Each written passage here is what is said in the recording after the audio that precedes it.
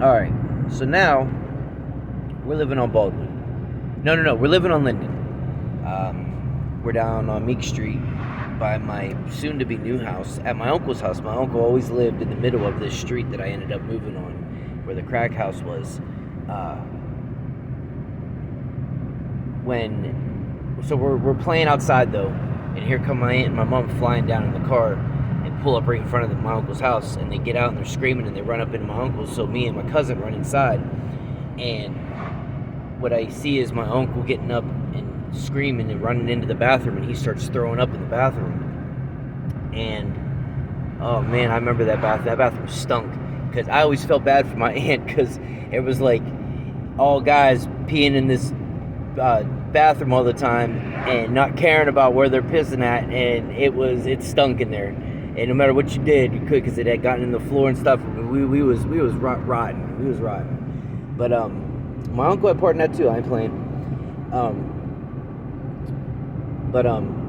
So my uncle's throwing up, and I go back into the living room, and I see my mom and my aunt, and what I get is Link, the guy who had raised me now for 9 years. I was always with him, staying at his house and stuff, was found dead behind the Federal Hospital. He had shot himself in the mouth. I'll never know why. Like, that's one thing that I never got out. I'll never know why. And all in a year and a half, this stuff started happening. Like, from there to Sharpsville, or to Baldwin, to Sharpsville, to back to, or out to Clark, and then to Sharon. I did moving like that around house to house real fast within a year or two. And one of them was the reasons why, after Link passed away, things went really bad. People just started just using and abusing. And now Link wasn't real family.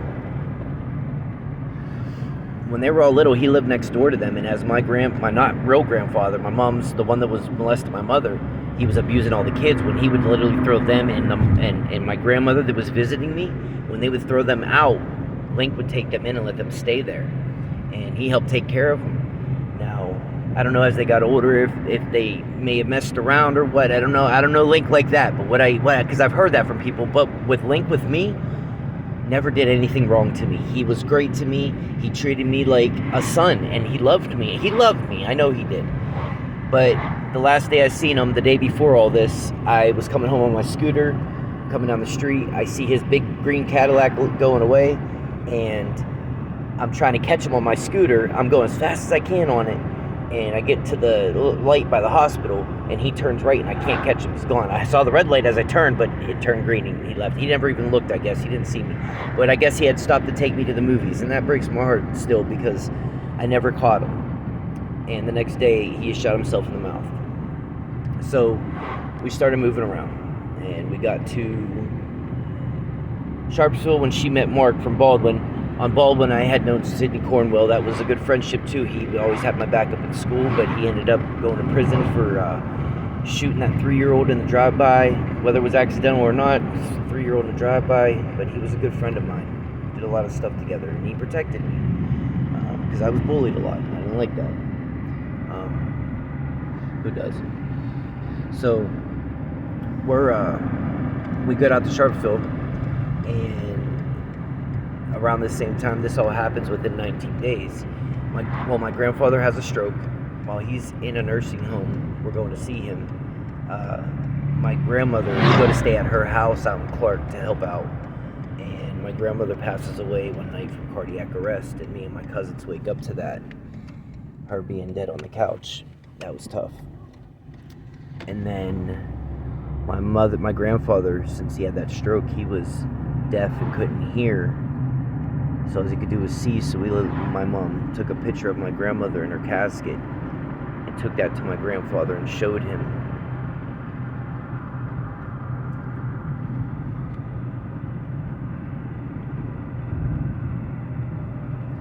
I remember him crying a little bit. I kissed him. He died that night.